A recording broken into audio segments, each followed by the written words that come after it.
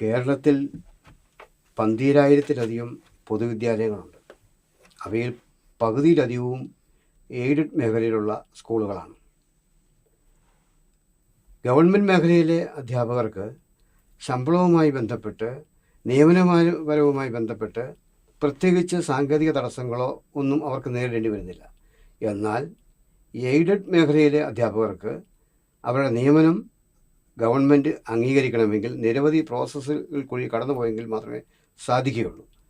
അങ്ങനെ വരുമ്പോൾ പലപ്പോഴും ഉദ്യോഗസ്ഥരുടെ ഭാഗത്തു നിന്നും മറ്റു ചില പ്രശ്നങ്ങളുടെ പേരിലും അവർക്ക് അവരുടെ നിയമനം അംഗീകരിക്കാതെ വരികയും ശമ്പളം ലഭിക്കാതെ വരികയും, എന്നാൽ ഈ ശമ്പളം കിട്ടാത്ത ഈ അധ്യാപകർ ദീർഘദൂരം യാത്ര ചെയ്ത് ദൂരെയുള്ള സ്കൂളുകളിൽ പോയി ജോലി ചെയ്യേണ്ടി വരികയും ചെയ്യുന്നു.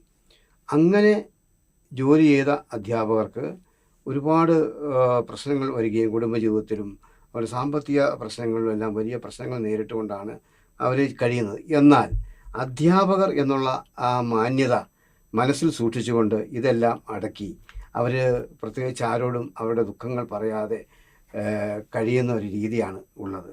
നമ്മുടെ വിദ്യാഭ്യാസ മേഖലയിൽ നിരവധി പ്രശ്നങ്ങളിൽ ഒന്ന് മാത്രമാണിത്.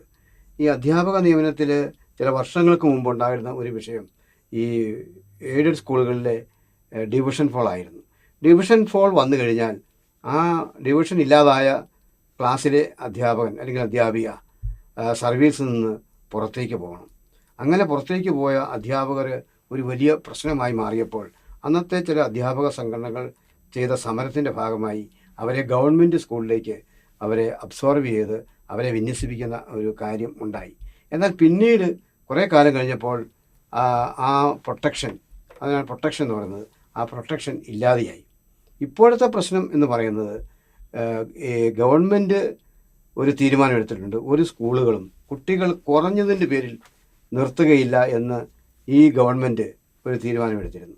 ആ തീരുമാനത്തിൻ്റെ ബലത്തിലാണ് സംസ്ഥാനത്തെ കുട്ടികൾ കുറഞ്ഞ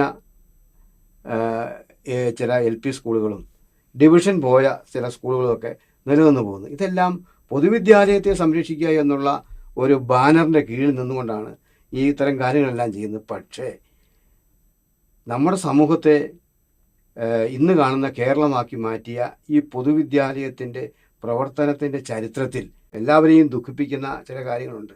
ഈ പറയുന്ന അധ്യാപകർക്ക് കുറേ വർഷങ്ങൾക്ക് മുമ്പ് നേരിട്ട് ശമ്പളം ലഭിച്ചിരുന്നില്ല. അവരുടെ ശമ്പളം മാനേജർക്ക് കൊണ്ട് കൊടുക്കുകയും മാനേജർ സ്കൂളിൻ്റെ പ്രവർത്തനത്തിന് ആവശ്യമുള്ള പൈസ എടുത്തതിന് ശേഷം ഒരു നിസ്സാര തുക ഈ